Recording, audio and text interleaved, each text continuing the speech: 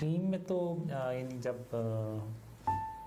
زیارت نصیب ہوتی ہے تو ایک عجیب سی خوشی ہوتی ہے، اور جسم کا ایک ایک جو حصہ ہے وہ گواہی دیتا ہے کہ یہ خاتم النبیین حضرت محمد صلی اللہ علیہ وسلم ہے، اور ان کے جسم مبارک سے ایک عجیب سی یعنی روشنی سی نکلتی ہے، نور سا، جس سے ارد گرد کی جو چیزیں یعنی روشن ہو جاتی ہیں. اور جگہ کبھی نہیں میں دیکھ سکا، اس سے بالکل کلیئر تو نہیں دیکھ سکا، یعنی اتنی دور سے میں نے دیکھا ہوا جتنا کہ دور سے کوئی آ رہا ہو اور آپ پہچان جائیں کہ کون ہے، لیکن نقش واضح نہ ہو.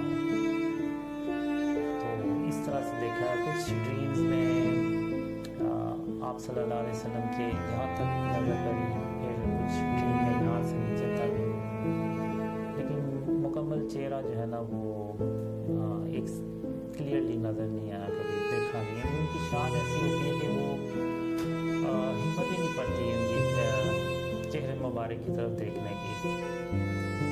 ایک ڈریم میں میری نظر ان کی آنکھوں میں پڑی تو ایسے لگا جیسے جو اللہ نے اپنا جو نور ہے نا وہ آپ صلی اللہ علیہ وسلم کی آنکھوں میں بھر دیا ہو، اور جو ان کا جو لینس ہے وہ اس میں پھول کی پتیوں کی طرح کی وہ ایسے بنا ہوا ہے، سرکل سا بنا ہوا، جو بہت ہی یعنی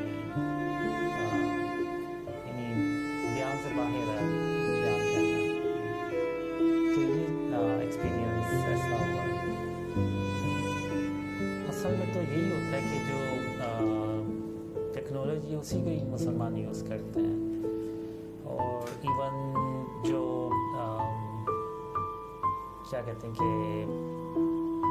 موویز اور اس طرح سے چیزیں جو ہر جگہ وہ چھائے ہوئے ہیں، تو اسی طرح سے مسلمان اپنے وہ موویز اور ڈرامے بناتے ہیں، جیسے بی الدرول آپ نے دیکھا ہوگا. تو ٹیکنالوجی یوز کرتے ہیں. جنگوں میں بھی ہتھیار استعمال ہوتے ہیں. ایون اگر آپ دیکھیں تو غزوہ ہند اور ورلڈ وار 3 میں جس میں وہ ہیں اس میں کالے رنگ کے جنگی جہاز اور جدید ٹیکنالوجی کے ہوتے ہیں وہ، اور ایسی ٹیکنالوجی ہوتی ہے کہ وہ امریکہ کے جو ملٹری انجینئرز ہیں وہ بھی سرپرائز، ان کو بھی سرپرائز ہوتا ہے کہ یہ ان کے پاس کہاں سے آ گئے اتنی جدید ٹیکنالوجی کے جہاز. تو یہ جو ٹیکنالوجی یہ چلتی رہتی ہے، اور اس کا جو آپ کہہ لیں اختتام ہے وہ ایک دجال سے جو ایک بھری جنگ ہوتی ہے مسلمانوں کی، اس میں جا کے ان ہتھیاروں کا خاتمہ ہوتا ہے، اور آپ کہہ لیں ٹیکنالوجی کا، کیونکہ جو اس کے بعد یاجوج ماجوج باہر نکلتے ہیں تو اس میں انسانوں کے پاس کوئی ایسا ہتھیار نہیں ہوتا جس سے کہ وہ یاجوج ماجوج کا مقابلہ کر سکیں. تو یہ ٹیکنالوجی چلتی ہے. ایون جب دجال آتا ہے تو ہمیں پتہ ہوتا ہے، تو ہم ایک خواب میں دیکھتا ہوں تو